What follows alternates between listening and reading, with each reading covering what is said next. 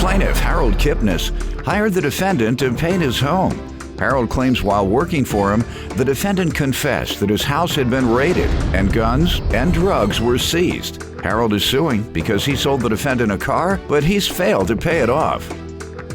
Defendant Anthony Martinez admits that as a result of his dealings in drugs, his house was raided and he was shot, but he served his probation and has since turned his life around. Anthony's countersuing because he claims Harold harassed and threatened him. Start with you. Okay. I met Tony about 10 years ago. We'd moved into a new house, and he was referred to me as a house painter. Painted my house, did a good job. He was a one-man show, so he was there virtually all summer, and we became somewhat friendly.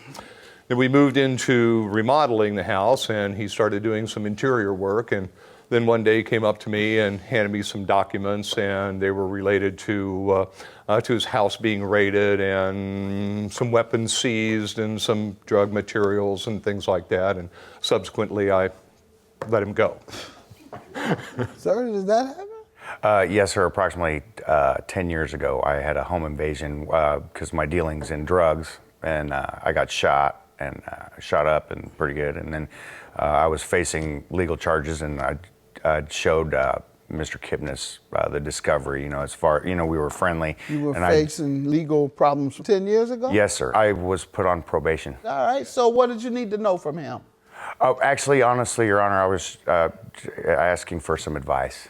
About what? Maybe what kind of attorney I'd need. You were already on probation. What you need an attorney for? Oh, this was prior to me going to court for the drug offenses. That was 10 years ago. Yes. Okay, you fired him 10 years ago. It was probably 8.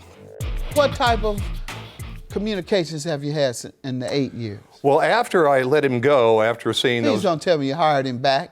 he had contacted me. You hired him back? Yeah, he said he changed his life. Let's start from when you hired him back. Yeah. What happened then? Well, then, in fact, I had him paint my daughter's house, all that. I even referred him to some jobs. He had seemed like everything was pretty good. I even helped him start a little side business because he said he was getting his life together. When did things go wrong? When I sold him this vehicle. What year was that? That was 2013. Okay. So we're just kind of shooting the breeze about those other years? Reminiscing. Yeah, reminiscing? Yeah. All right, go ahead. No, I mean, so you give me some background. Well, like I said, it was just over 10 years ago. I had changed my life. I had this incident happen in my life, and I had changed my life. I had met Mr. Kipnis and worked for him for several years. Good. Okay, like he said, everything went south in 2013.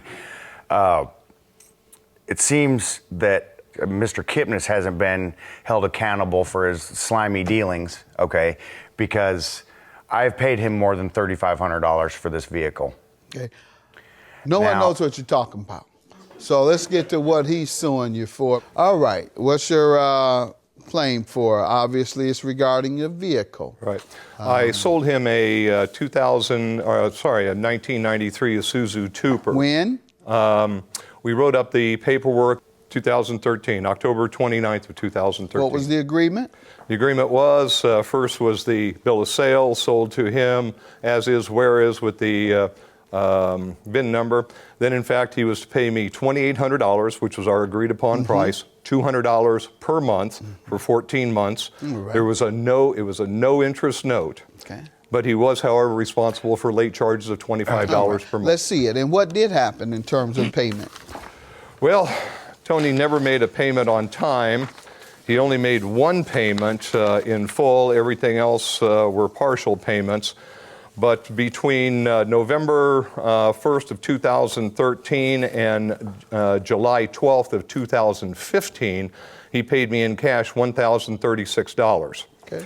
I also, to help him out, had given him an opportunity to generate work credits at $20 an hour. And in fact, work credits total $871. So there's still remaining on the note $893.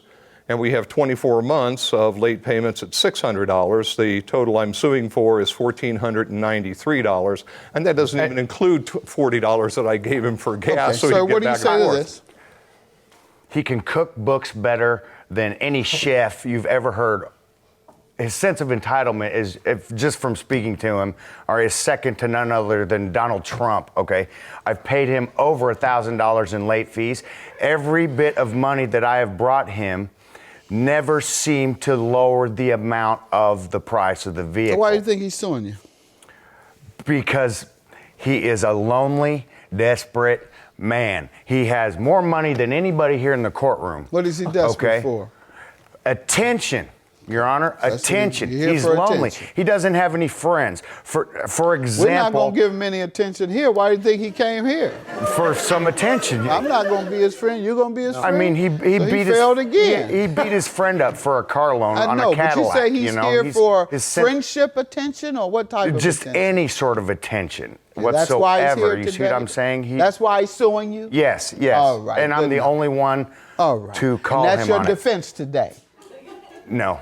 What is your defense then? My defense, Your Honor, is I've paid him over $3,500, okay? He has not kept track of the amounts of money going towards the principal of the trooper. All right. Do you have any record of your payments? No, I don't, Your Honor. Okay. Do you have any, perhaps even just your personal notes?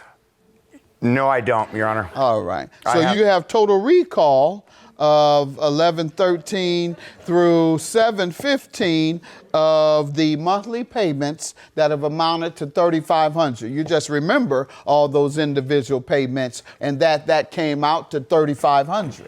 At the end of the payment plan, which would have been November, I had accumulated somehow over $2,000 in late fees. Part. We want to know. I want to know, how is it you're able to recall the amount you've paid over a 2-year period, and that it came to exactly $3,500? Because the end of the payment plan was in November. Okay, and then at the end of November, Mr. Kipnis explained to me all I owed was late fees. Well, that's not what he's explaining to you today. Exactly. That's all right. That's not what he explained to me. Did you ever explain that to him? I sent him a demand note. Oh, let's see that. And that was your explanation, huh? Give me my money or else. Yeah, I sent it to him certified, and of course he ignored it. All right. This is just a few months ago. I've warned you several times. What is your counterclaim for? He's harassed me. He's threatened to send people over to my house. He said that he's going to come over and take my hot dog cart, take the trooper. Only after I've spent $2,000 repairing it is when all of a sudden he's calling this note. So he harasses me, not necessarily by text messages, but over the phone in a belittling manner.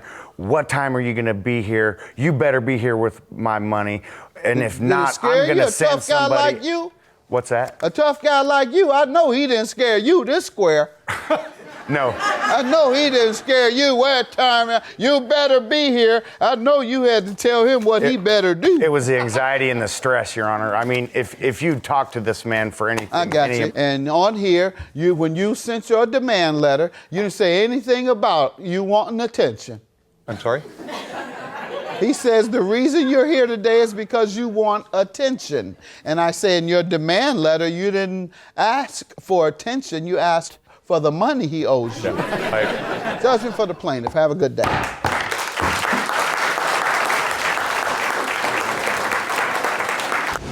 Hopefully you can grow up and learn from this. Well, you'll never work for me again, and you got to pay your bills. That's all there is to it.